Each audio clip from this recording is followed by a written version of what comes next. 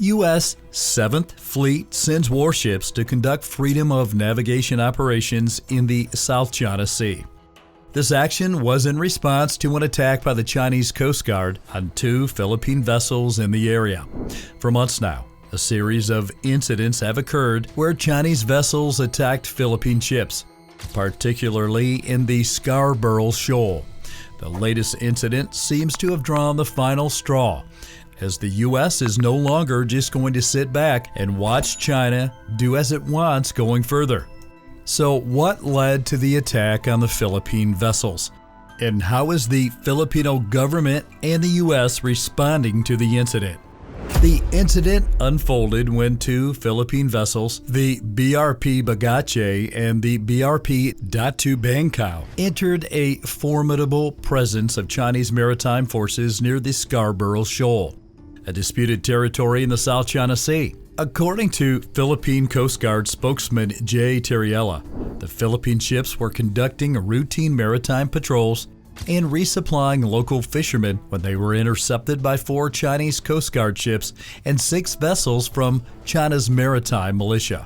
Tensions quickly escalated as the Chinese Coast Guard vessels engaged in what the Philippines described as dangerous maneuvers and obstruction. Approximately 12 nautical miles from the shoal, one of the Chinese ships opened fire with water cannons, striking the Philippine Fisheries Bureau ship BRP Datu Bangkao. The assault didn't stop there. As the Philippine Coast Guard vessel BRP Bagache approached within 1,000 yards of the shoal, it too came under attack from 2 Chinese Coast Guard ships, which unleashed a torrent of water cannon fire. The attack left visible marks on the Philippine vessels, with the BRP Bagache sustaining damage to its canopy and railing. Footage captured by a TV5 reporter embedded in the Datu Bangkao clearly showed the moment when the ship collided with a Chinese Coast Guard vessel amid the relentless water cannon barrage. Despite the ordeal, the Philippine vessel stood their ground and continued their maritime patrol, refusing to be cowed by the aggressive tactics of their Chinese counterparts. Beijing has long staked its claim over vast swaths of the South China Sea, asserting sovereignty over nearly the entire waterway through its controversial 9-dash line. This expansive claim, which encompasses territories claimed by several Southeast Asian nations, including the Philippines, was decisively struck down by an international tribunal in 2016. However, China has defiantly ignored the ruling and continues to press its claim through a combination of diplomatic pressure, military posturing, and assertive maritime actions. Following the clash with Philippine vessels, Beijing doubled down on its stance, claiming it had expelled the Philippine ships from the area surrounding Scarborough Shoal. The shoal, known as Bajo de Masinloc in the Philippines, have long been a traditional fishing ground and a vital refuge for mariners seeking shelter during stormy weather. However, China's actions have effectively denied access to this strategic maritime feature. In a bold move, Chinese authorities revealed that they had reinstalled a barrier spanning approximately 415 yards across the entrance to the shoal. This physical obstruction, first erected last year but subsequently removed by the Philippines, is a direct challenge to international maritime law and freedom of navigation in the region. The Philippines and China have engaged in a series of confrontations over the disputed Scarborough Shoal, which lies within the Philippines' exclusive economic zone, EEZ, as defined by the United Nations Convention on the Law of the Sea, UNCLOS. Despite this legal designation, Beijing has repeatedly maintained its claim over the feature, citing its controversial 9-dash line. The leaders of Japan, the Philippines, Australia, and the United States have voiced serious concerns over China's actions in the South China Sea, warning of the potential for escalation and the erosion of the rules-based international order. Beijing's activities in the strategic waterway have intensified in recent years, raising tensions with not only the Philippines but also other Southeast Asian nations with competing claims in the region. Philippine President Ferdinand Marcos Jr. vowed to take countermeasures against China after a confrontation of the Second Thomas Shoal. Another disputed feature in the Spratly Islands left Filipino soldiers injured and vessels damaged. The incident underscored the growing risks of miscalculation and the potential for armed conflict in the region. As China flexes its maritime muscle and asserts its claim with increasing boldness, the United States has reaffirmed its commitment to upholding freedom of navigation and maintaining a rules-based order in the Indo-Pacific region by increasing freedom of navigation operations, phone ops, by U.S. warships in the highly contested waters of South China Sea. These operations are rule of law based and support peace and stability. They uphold the rights, freedoms, and lawful uses of the sea, and demonstrate the United States' commitment to upholding these rights for all nations. The Scarborough Shoal incident was not an isolated occurrence in the simmering tensions between China and the Philippines over contested territories in the South China Sea.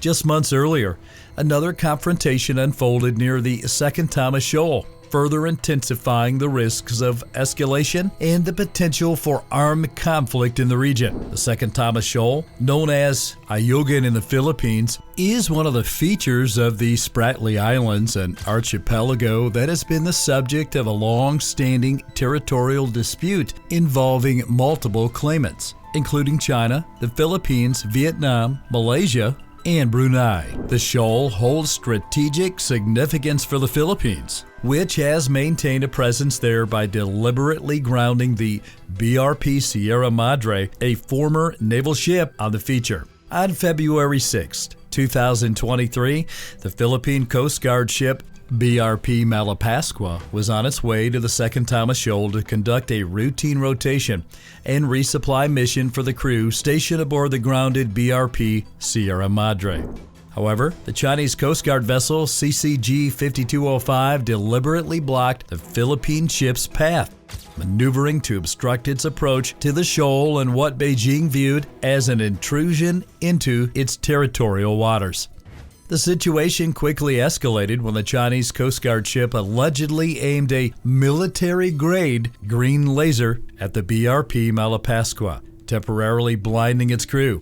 The Philippine Coast Guard seriously condemned the act, accusing China of employing provocative and unsafe tactics that endangered the lives of its personnel. President Ferdinand Marcos Jr. immediately summoned the Chinese ambassador to the Philippines, Wang Xilian, to express grave concerns over the increasing frequency and intensity of actions by China against Philippine maritime forces and fishermen.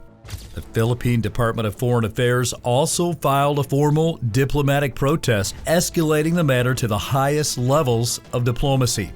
China, however, defended its actions, claiming that it was merely responding to what it perceived as an intrusion by the Philippine vessel into its territorial waters. Beijing insisted that its Coast Guard personnel acted professionally and with restraint, denying the use of military-grade lasers and asserting that the light employed was a handheld laser speed detector and green light pointer used for navigation safety purposes. The incident sparked a diplomatic row between the two nations, with the Philippines standing firm on the account provided by its Coast Guard and accusing China of a lack of congruence between its statements and the actual events at sea. The United States, a treaty ally of the Philippines, issued a statement supporting Manila and condemning China's use of lasers as provocative and unsafe. Other nations, including Australia, Japan, and Germany, also expressed concern over the escalating tensions. These incidents have prompted the Philippines to allow the United States access to 5 existing bases and 4 new military sites under the Enhanced Defense Cooperation Agreement, EDCA.